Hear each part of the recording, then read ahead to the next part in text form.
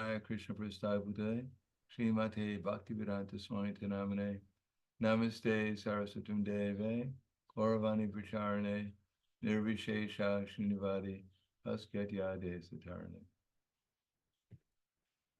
This is Bhagavad Gita, chapter 6, Sankhya Yoga, text number 27. Prasanta manasam yenam yoginam sukham uttamam upaiti shanta rajasam brahmabhutam akamasham. The yogi whose mind is fixed on me verily attains the highest perfection of transcendental happiness. He is beyond the mode of passion. He realizes his qualitative identity with the Supreme, thus he is freed from all reactions to past deeds. Purport. Brahmabhuta is a state of being free from material contamination and situated in the transcendental service of the Lord. Mad Bhaktim Labhate Param. Bhagavad Gita 18:54. One cannot remain in the quality of Brahman, the Absolute, until one's mind is fixed on the lotus feet of the Lord. Savayamana Krishna Padara Vindayo.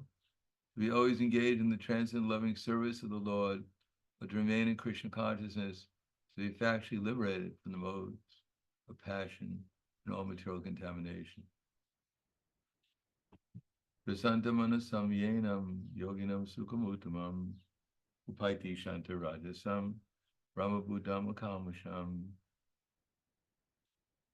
Prasanta, the yogi whose mind is fixed on me, verily attains the highest perfection of transcendental happiness. He is beyond the mode of passion. He realizes his qualitative identity with the Supreme. Thus he is freed from all reactions to past deeds. If we go back a few verses to text 20 to 23. Practically speaking, in every chapter of Bhagavad Gita, the same philosophy is explained. The same progression from Karma Yoga to Jnana Yoga to Bhakti Yoga, Ashtanga Yoga to Bhakti Yoga. But in different chapters, it's explained in different ways. In this particular chapter, it's explained through the process of Ashtanga Yoga. In the Srimad Bhagavatam, we have the example of Somiki Rishi and Lord Kadarma Muni.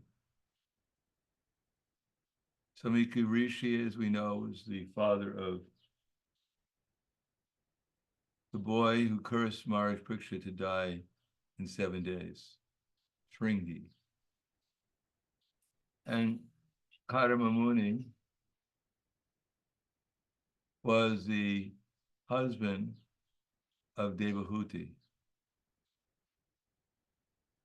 Kadarma Muni, for example, meditated for 10,000 years in the Satyuga. And then he realized Paramatma within his heart. He became a perfect yogi. Still, he married Devahuti, traveled around in an airplane for many thousands of years with his wife Devahuti. Finally, when Kapila Dev appeared, he handed his wife over to Kapila Dev, his son, who instructed Devahuti, and then Kadarma Muni went and took sannyas, meditating on Krishna. Да, у меня тоже. Да, у меня тоже. Even one is perfect yogi, still one shows, at least by example, how to reach the perfection of life. It is not that if one sees Paramatma within the heart, that's the end of the story. The next stage is to serve Paramatma, which Kadarma Muni showed by his example. So here in this verse, 6, 20 to 23 is an example of perfection of meditation by the Ashtanga yoga process. Yatro paramate chitam nirudam yoga sevaya yatra chaivatmanatmanam atman pashati tushati sukham atyandikam yattad buddhigrayam matindriyam vedi yatra nichayvayam stutam chalati tatvata yam lava chapalam lava mandite nadikam stata yasmin sito nadukena gruna pi vichalyate tam vidya dukasam yogam viyogam yoga samgitaha. That state is called, that in the stage of perfection called trance and samadhi, one's mind is completely free, restrained from material mental activities by the practice of yoga. This perfection is characterized by one's ability to see the self by the pure mind and to relish and rejoice in that self. In that state, in that joyous state, one is situated in balanced transcendental happiness, realized through transcendental senses. Established thus, one never departs from the truth, and upon gaining this, he thinks there is no greater gain. Being situated in such a position, one is never shaken, even in the midst of greatest difficulty. This is indeed an actual freedom from all miseries arising from material contact. Now we may think that this is perfection. Does anyone hear any noise? Because there's some banging outside. You hear noise? I'll shut the window. Hold on. No noise, Maharaj.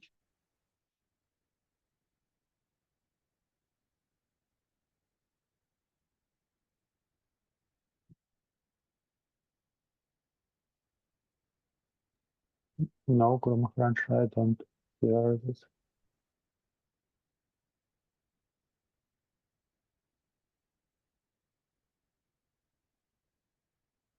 Is that better, or you still hear noise? Come on. We didn't hear any noise to begin with. What's that? We didn't hear any noise to begin with. It was all good. It's something, Everything okay, Guru Maharaj. What's that? it was some noise in the connection, something like a scratch. So I don't know what is, I heard that. That's So they're doing, I don't know what it is either. They're doing some repairs here. They're doing renovation. So I'm surprised they're working on Sunday. Like right now, someone's banging on something. You hear that? No, okay. So that's good.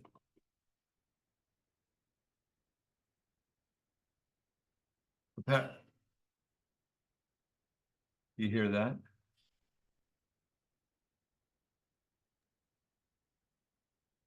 No. Okay. So this particular verse is explaining is 20:23. So Krishna has already explained in the previous verses the qualification to come to this stage, where you're able to meditate upon Krishna within the heart and realize Krishna through transcendental senses. Now, generally we think, well, that's perfection, but actually that's only on a stage coming to the platform called Nishta, where one is free from material desires. Not exactly free from material desires, one is not distracted by material desires. And apparently, as it explains here, one is completely fixed in meditating upon Krishna. So that's certainly ideal. But then we find in the next verse, this is a method of coming to the perfection that's explained here.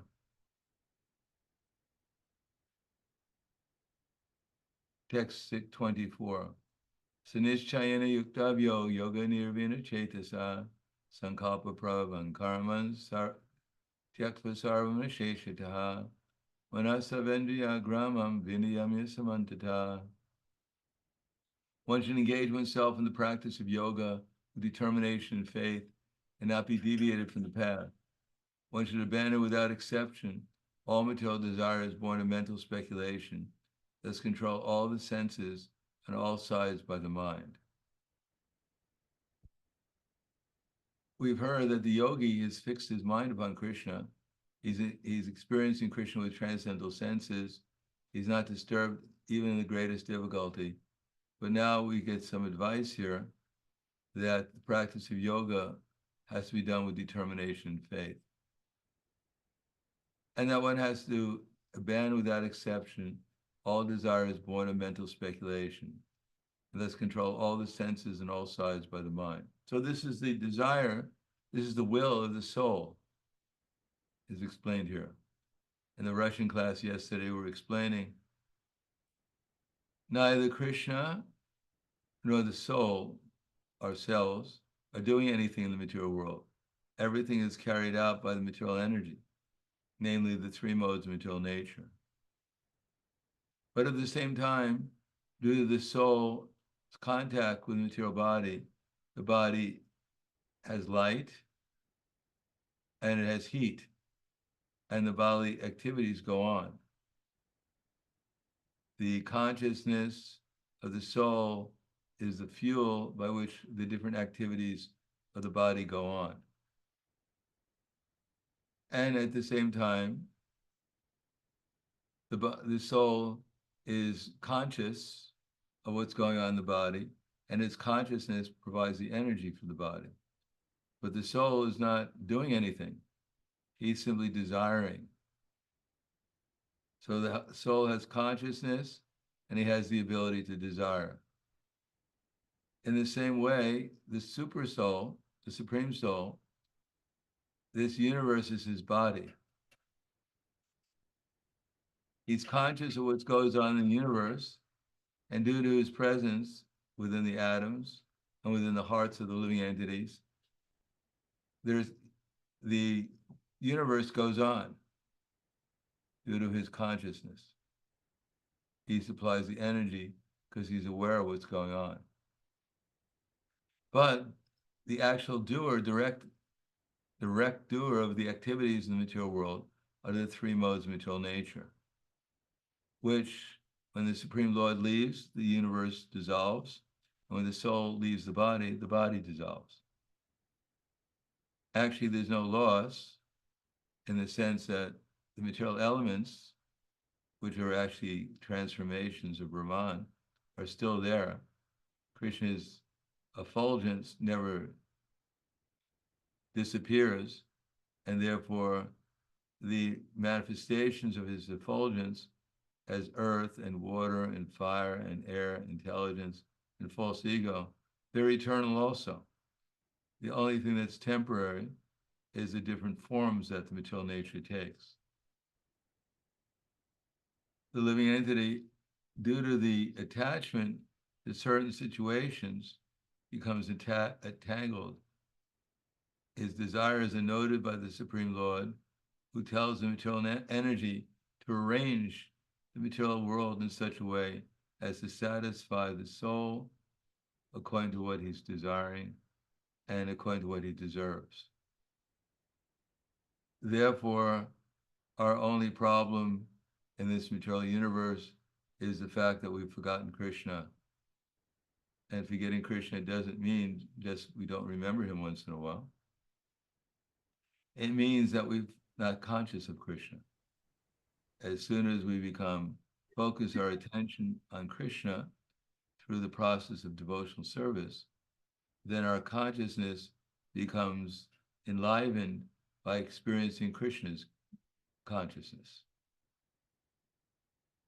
And therefore, being under the influence of Krishna, the bodily activities no longer go on by simply the soul's desiring or reacting to the different circumstances it's under. Instead, it simply serves Krishna, Krishna's desires that are coming through remembrance and knowledge that Krishna is supplying, as well as forgetfulness. Therefore, the process is actually quite simple. We simply have to hear Krishna's instructions and remember them so that we can desire that they be put into practice. And then Krishna, through his spiritual energy, manifests those activities as devotional service. In other words, mental speculation is to think that there's something other than Krishna going on.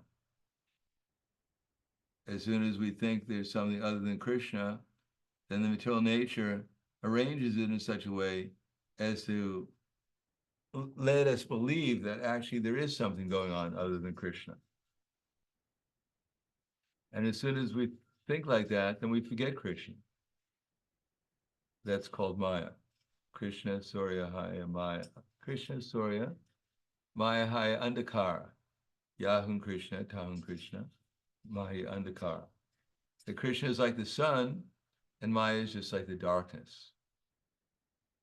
As long as one is in the sunlight, there can't be any darkness.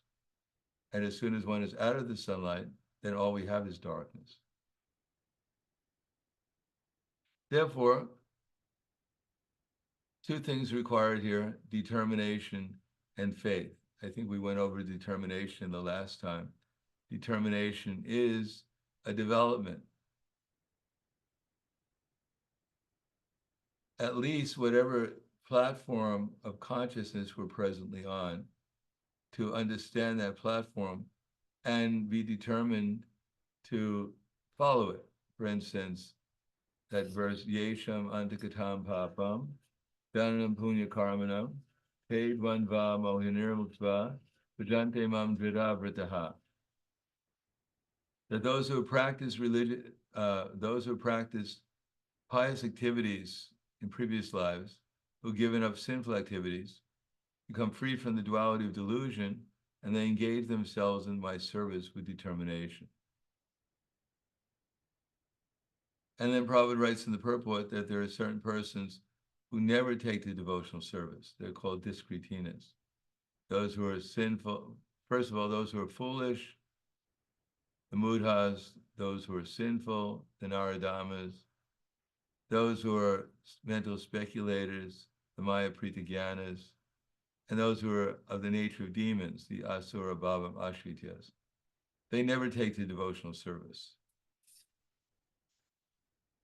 But those who practice devotional service, those who practice the regular principles of religion, that's the beginning. Srila Prabhupada, when he used to talk to the religionists, he encouraged them to follow their religion, but he would point out that at least they should follow the actual principles of religion. That namely, especially Prabhupada would point out, not killing cows, not killing animals. Because without following the principles of religion, one cannot be merciful, one cannot be austere, one cannot be clean, and one cannot be truthful. Without those qualities, it is practically impossible to advance towards liberation from the material concept of life. Practicing religion while engaged in sinful activities is like trying to light a fire and pouring water on it at the same time. It just won't work. But if one is successful, at least one can control the senses, then one can act piously. And as we know that in this age, practically the only pious activity is devotional service. And of all the different aspects of devotional service, the chanting of Hare Krishna, Krishna Krishna, Hare Hare, Hare Rama, Rama Rama, Hare Hare, is the Yuga Dharma. It is actually the process in this age of sacrifice for Vishnu, without which there can't be any real spiritual advancement and even material advancement. If one can act piously, then one should conquer sinful reactions. The next stage. Conquering sinful reactions means that apuryamanam achala pratishtam samudram apa pravishanti advat tadvat kamiyam pravishanti sarve sashanti matnoti nakamakami. Person is not disturbed by the incessant flow of desires that enter like rivers into the ocean, which is always being filled, but is always still, can alone achieve peace, and not the man who strives to satisfy such desires. we're on a merry-go-round in this material world. We're riding in this body on a merry-go-round, and Maya is offering us different prizes that we can pick while we're on the merry-go-round. If we pick any of them, then we get to play around in our next lifetime with another part of the merry-go-round, another animal on the merry-go-round, another form on the merry-go-round. Therefore, the pious activity of chanting Hare Krishna, which and like Srimad Bhagavatam, which includes Krishna's name, his form, his quality, his pastimes, his association, his associates, and their loving exchanges, the more one becomes absorbed in consciousness of those aspects of Krishna, then the more one can become detached from the promise that the material nature offers us for either protection or for enjoyment. The material world is the world of anxiety, either to be happy through sense enjoyment or to be protected from threats to our body, mind, or words, or false ego.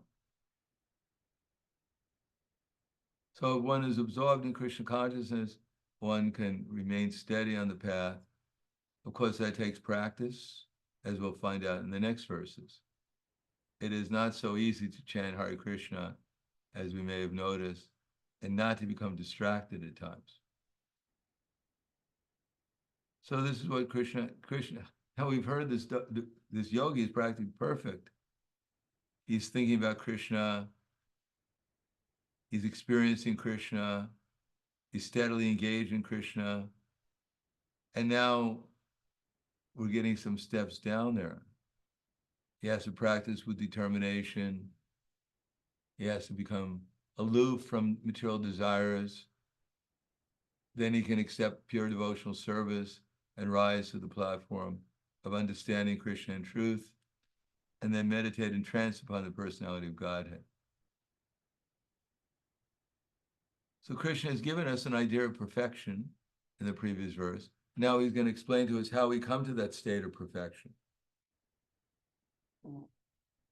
Shinai Shinaru Paramed Buddhya Drita Grihitaya Atmasamstamana Kritva Na Kinchit Apichintayat. This is text number 25 in the same chapter. Gradually, step by step, one should become situated in trance by means of intelligence, sustained by full conviction.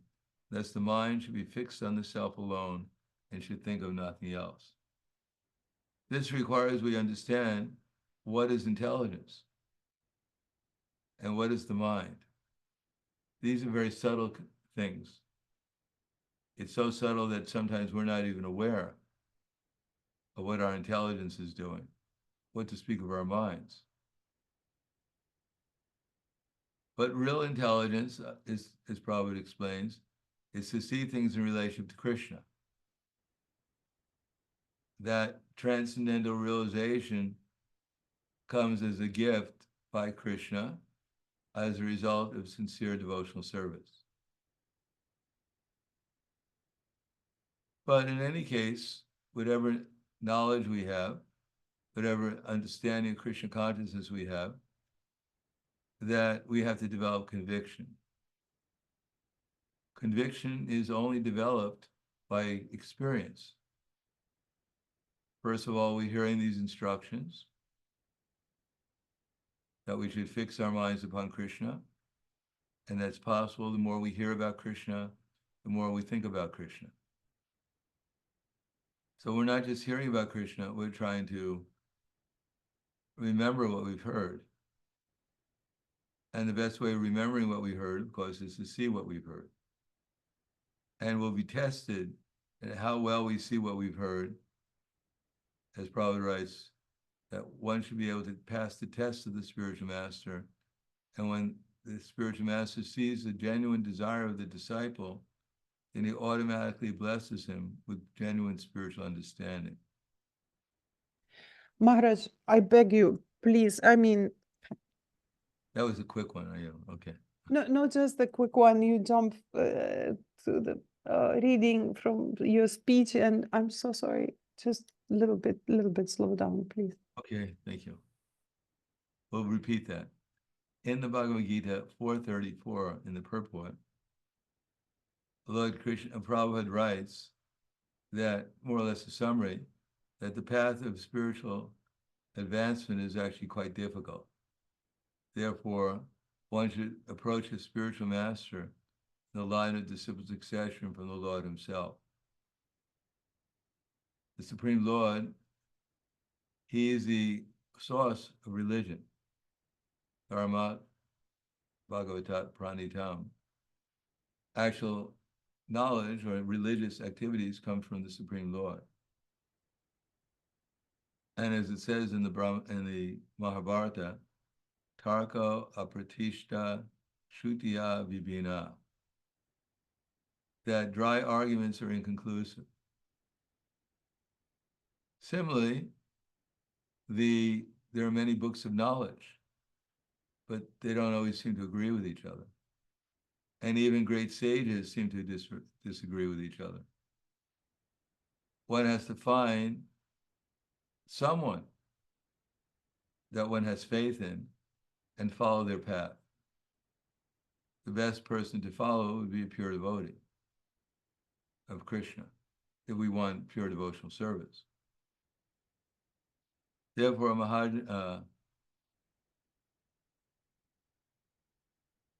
Dharmasya Tattvam Nihitam Guhayam.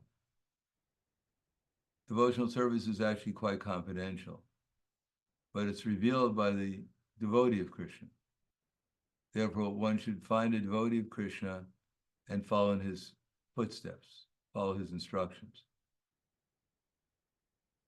And then Prabhupada said that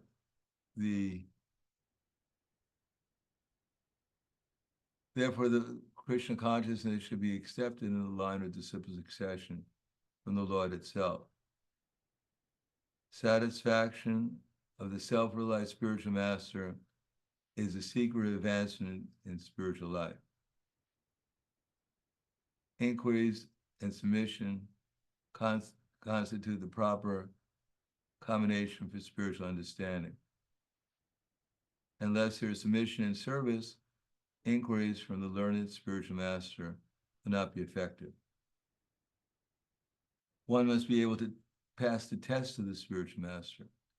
And when the spiritual master sees the genuine desire of the disciple, he automatically blesses him with genuine spiritual understanding.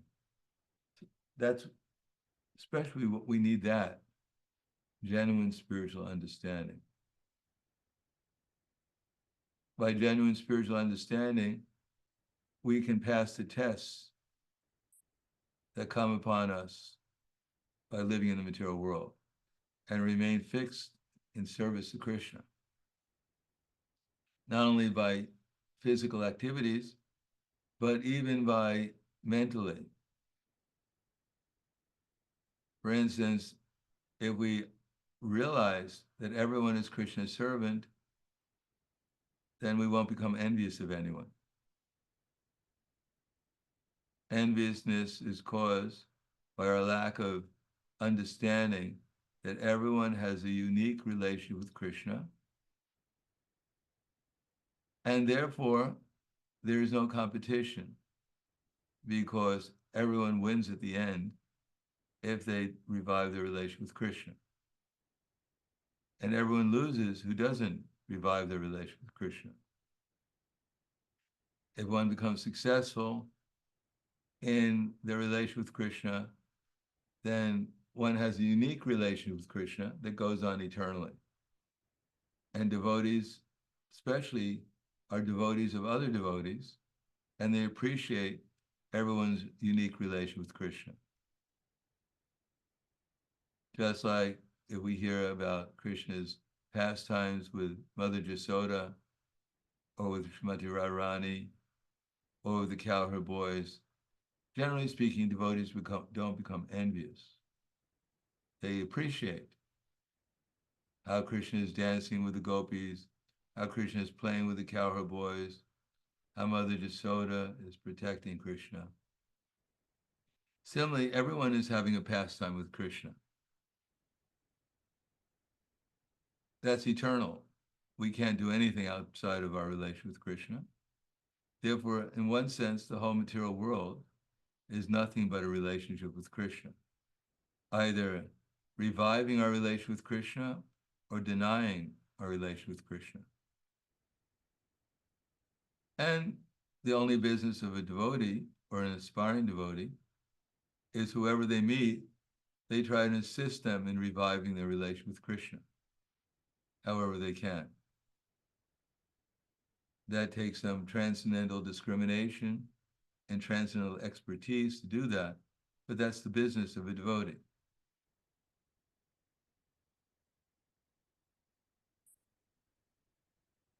Then by that conviction, one can have a nice relationship with everyone. Because one will see everyone as part of one spiritual family. If one does not see everyone as part of the one spiritual family, then one will see only division by bodily identification. Black people, white people, yellow people, nationalities, male, female. This is called duality. And as long as one is situated in duality, one will not be able to remember Krishna. Therefore, proper conviction and intelligence, one should gradually become happy in Krishna consciousness and not become disturbed by sense activities. Now in the next verse, Krishna says, Yato nito nischalati manaschanchalam astiram tatastato niyamnyaitat atmanyeva vishamnayat. From wherever the mind wanders due to its flickering, unsteady nature, one must certainly withdraw it and bring it back under the control of the self. So there's no problem. We don't expect that we're going to sit down today, chant our japa, and see the two-arm or the four-arm form of Krishna during the 2 hours we chant, or however it takes us. Now, our minds may wander, but that should not be the cause of discouragement. Instead, we should try to chant better, that's all. So success in chanting means that we're conscious that today I'm going to sit down and I'm going to chant the whole mantra. Make sure that I'm chanting not shnik shnik ram de de de ekid, but I'm actually chanting the whole mantra. Hare Krishna, Krishna Krishna, Hare Hare, Hare Rama, Rama Rama, Hare Hare. That all the mantra I'm chanting. And I'm trying to do it happily as I can. Not that we start the chanting, sometimes the devotees think, let me offer prayers. Well, that's a good idea before we start chanting, offer prayers. But the main prayer is that I should take this seriously, that it's not a heavy burden my spiritual master has put on me, that I have to chant 16 rounds. I can hardly wait to get through these rounds so I can begin my day. It's actually not, the spiritual master is not a representative of Hiranyakashipu, trying to torture the poor disciples by forcing them to chant these names and torture them in that way. Of course, we may not have such a taste for the holy name. Even Chaitanya Mahaprabhu said that he didn't have a taste for the holy name, and he was wondering why. And then he determined that his devotional service needed some improvement, and his consciousness needed some improvement. So he was willing to try to make some improvement in humility, in tolerance, in appreciation, and not getting overly concerned if we're not the center of existence in this world. Be able to appreciate others, whatever service they do, whether they're pure devotees or neophyte devotees. see them as servants of Krishna under the spiritual energy, and therefore appreciate whatever they're doing in Krishna's service, even if it's only respecting them within our minds because they said Hare Krishna. And when to speak of the devotees who are more serious, to seriously cooperate with them in serving the mission of Lord Chaitanya, under the guidance of those who have full appreciation for the devotees and are fully enthusiastic to engage in devotional service. This is what we're trying to accomplish, and it can be accomplished by appreciating, taking example, and taking instructions from those who are more accomplished in steady, enthusiastic service with full appreciation for Krishna and his devotees. Then our minds can be very easily fixed in Krishna consciousness. And if it's fixed in Krishna consciousness, Chaitanya Mahaprabhu said that these attractions in the material world, like men for women or women for men, or material wealth, or followers, or even liberation from material existence, this can be gradually diminished. And instead, one will become attracted to Krishna. One will experience Krishna and have no other desire than to take shelter of devotional service. That's called spontaneous devotional service, at least the beginning of it. Therefore, we have to practice. It may seem like a difficult job because it is difficult. We've been serving our minds and senses since time immemorial. To give it up is not so easy. But we have to try to chant 16 rounds, the whole mantra, try to listen and chant pleasingly, so at least we can hear ourselves chanting sincerely to Krishna. We don't have to demand anything from Krishna. Hare Krishna, Krishna, Krishna, Hare Hare. Hare Rama, Rama, Rama, Hare Hare. Krishna, come, save me. Why are you taking so long? We should try to chant pleasingly. Hare Krishna, Krishna, Krishna, Hare Hare. Hare Rama, Rama, Rama, Hare Hare.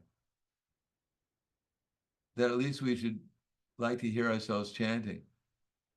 Not that, oh, Krishna, I'm so fallen, I'm so suffering so much, help me, Hare Krishna. Ah.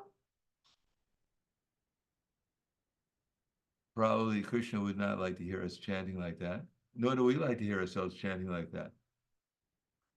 Because then we'll think, oh, the world's terrible, I'm suffering so much. Why doesn't Krishna come and save me? Save me from what? Save me from my misconception that I'm suffering in the material world and I have no shelter. That I have to wait till Krishna comes on the back of Garuda and then I'll be saved. No, as soon as we start chanting Hare Krishna, then we're saved. And we should be happy that we're saved.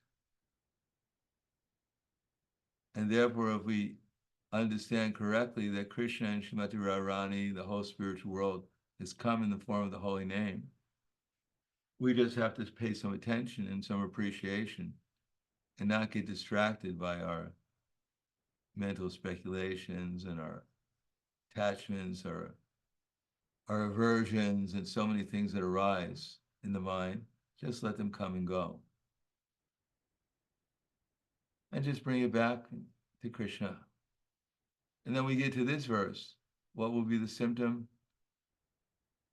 The verse I just read. That gradually our minds will actually think about Krishna sometimes,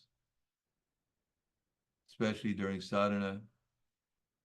And gradually the mode of passion will diminish and the mode of ignorance. And we won't be so anxious to get our rounds done as a practical point. even it'll come a time when we'll like to chant even more rounds. Not necessarily every day, but when we get a chance. One time I was with Srila Prabhupada, and he was talking to me for some time, and every once in a while he stopped and he picked up his beads, and he said, if you have any free time, then chant Hare Krishna, Krishna Krishna, Hare Hare, Hare Rama, Rama Rama, Hare Hare. And then he started talking to me again for some time. Then he stopped and he picked up his beads again. And he said, if you have any free time, then chant Hare Krishna, Krishna Krishna, Hare Hare, Hare Rama, Rama Rama, Hare Hare. And then he again started to talk to me about different things. And then later he again picked up his beads and said, if you have any free time, then chant Hare Krishna, Krishna Krishna, Hare Hare, Hare Rama, Rama Rama, Hare Hare. So that will bring us to the perfectional stage of consciousness, that we're on the path of perfection. We should appreciate that. We're so fortunate that sooner or later we'll all be with Krishna again and his associates in the spiritual world. The only thing that's delaying that is our misconceptions and our causeless unwillingness to take the process seriously enough that we can get the higher taste that will impel us forward in devotional service in Krishna consciousness. And as we do that, what does it mean to become free from the reactions to our past deeds? This burning sensation within our minds, within our hearts, will gradually diminish and we'll feel joyful, prasanatma.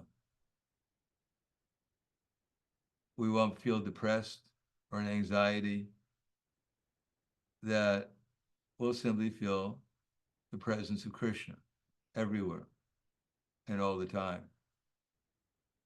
And that's possible by this simple process. We don't have to add anything to it. We don't have to subtract anything from it. Our shelter is our disciple succession. As Prabhupada's heart was pure, and Krishna is shown through it. So if we take shelter of the instructions Prabhupada is giving, then our heart will become pure, and Krishna will shine through our hearts also. And that way we get our disciple succession shelter by becoming a transparent media for the previous acharya. We become the transparent media for all the acharyas in disciple succession, along with the 6 Goswamis, along with the Panchatattva, along with Krishna and his associates in Vrindavan. Everything will shine through our heart, and we'll be able to shine on others also, and inspire them to awaken their natural and dormant relation with Krishna. And that way, our lives will become successful, and we'll be able to become a touchstone that will make everyone else's life successful. In the real world, there's envy, and the spiritual world is love. So if we try to give others Krishna, then our natural love for them will awaken. And if we don't do that, then our hearts will be contaminated by so many misconceptions. And instead of love, we'll have so many other emotions directed towards others. It may seem rather simple. It may seem like we have many choices. It may not seem so important compared to all the problems that are going on in the material world. But actually, the Krishna consciousness movement is the solution, and there are no other real solutions to the problems of material existence, except for the ones that Prabhupada has given us. So if we take it up, then we'll be part of the solution instead of part of the problem. So I'll stop there. Thank you. Any questions? Comments?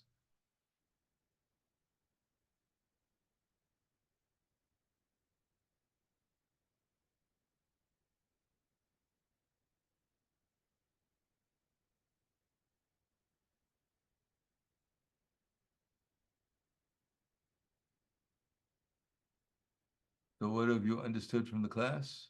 Anyone understand anything?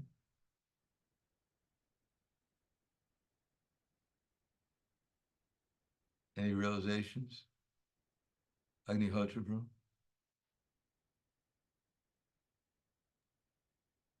Ну, из тех важных моментов, которые вы озвучили, которые более запомнились, это то, что важно не отождествлять себя с той или иной нацией, то есть это не путь вайшнавской практики, и также по поводу воспевания святого имени.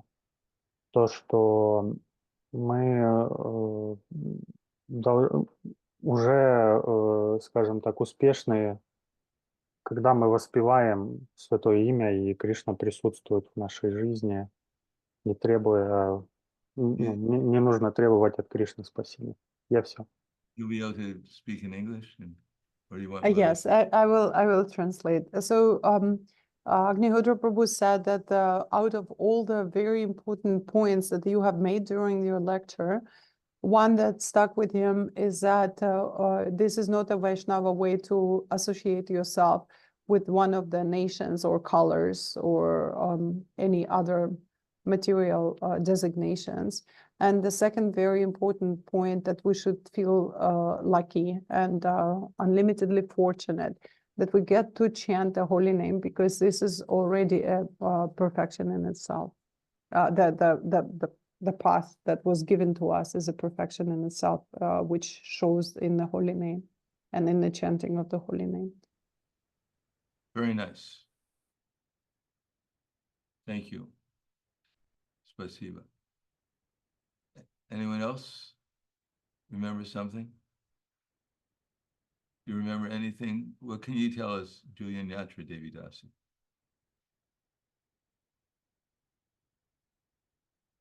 Харе Кришна, Гуру Махарадж, мои поклоны примите, пожалуйста. Что нужно не лениться, прилагать усилия в своей личной духовной практике и в служении Господу. Julian Yatra Mataji offers her obeisances to you, and she said the most important thing that she took away from today's lecture, that we should not be lazy in our personal devotional practice, that we should really apply some determination in execution of the devotional practices. Good, thank you. Hare Krishna. Indira, would you like to say something? Oh, you, yes.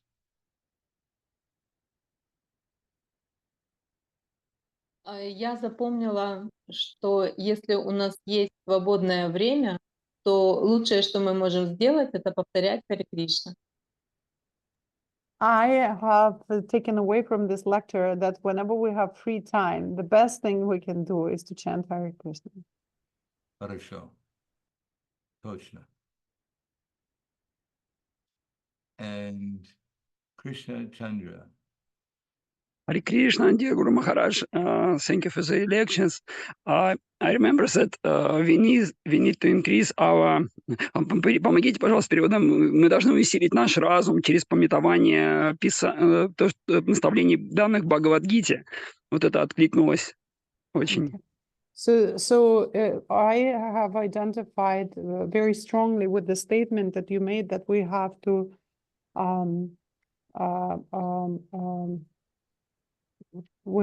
make our intelligence stronger by remembering certain passages from the scriptures that that we have read recently. So this will make our memories or rememberings of Krishna so much stronger if we will remember what we have read or heard today from the scriptures. Good. Хорошо. Lyra. Bhakti Lyra. Харе Кришна, дорогой Гуру Махарадж, Харе Кришна, дорогие преданные. Спасибо вам большое за лекцию. Я для себя отметила много, конечно, моментов.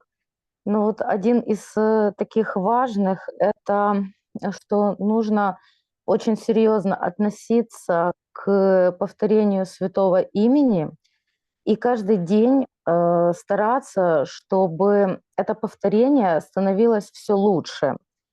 И вот это повторение святого имени, оно должно быть именно в настроении радости, то есть культивировать в себе настроение радости по отношению к Господу. So Bhaktin Lara says, Hare Krishna Guru Maharaj, Hare Krishna dear devotees. Of course, there are many points that I'm taking away from this lecture, but the most important for me today is the importance of chanting Hare Krishna every day with the understanding that I should just try to chant better than yesterday. And that the understanding that Лера, вы могли бы последнюю часть повторять Хари Кришна каждый день? Joy. Радость, все, сейчас. And that it's very important when we chant Hare Krishna to show the joy that we feel about Krishna in our conscious chanting of the holy names. Very good. Хорошо. Спасибо. Govinda.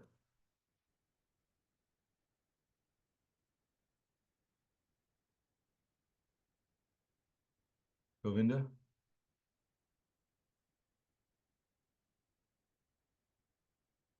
Is that Govinda Sundar Maharaj or another Govinda? Indira.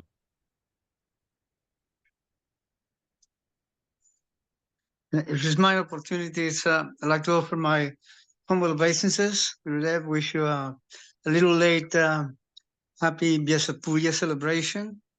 But like most devotees today, the main point was to remember that in our free time, we must do our best to always chant the holy name. So I think you repeated it 3 times. Srila Prabhupada told you this instruction or advice personally. So I hope I'll be able to embrace this to the deep part of my heart and practice it, put it into practice. So that's the main point that I like to keep in mind. Gracias. Gracias. Yeah. Canidas. Hare Krishna Gurudev. I remember that we are as a soul not only conscious beings, but we have also the ability to desire, and that we are encouraged to be determined on the path, which is difficult because we have been serving our mind for a long time. So that we would be determined to faithfully render service to the spiritual master, and being able to please the spiritual master is the key of success. And then we are delivered a spiritual understanding, which is what we necessarily want or need. That's something. Thank you. It's good realizations. Kumari Devi Dasi. One thing, you don't have to say a whole lot. Whatever you understood.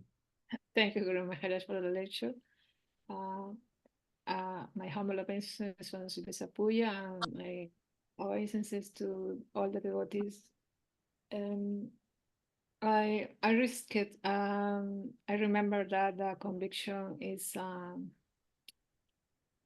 developed only with experience. So the main pious activity is the devotional service, and our main devotional service is chant holy names. And the other point is the when we pass the test from the spiritual master, we wanna develop the real spiritual understanding and real spiritual knowledge. Bueno, gracias. Okay, I think we'll stop here. Thank you all very much. Have a nice rest of the Sunday, and we'll see you soon. Grantaraj, Bhagavad Gita ki jai, Srila Prabhupada ki jai, Sonia Jai. ki jai, Gaur Premanand. Hari Hari Hari Bol. Bol. Харе С днем Кришна. рождения, дорогой Гуру Махарадж. Харе Кришна. Viva gracias. Хорошо, я собираю. His Holiness Prahladananda Swami Maharaj Sapuya ki jai. Jai. Джай,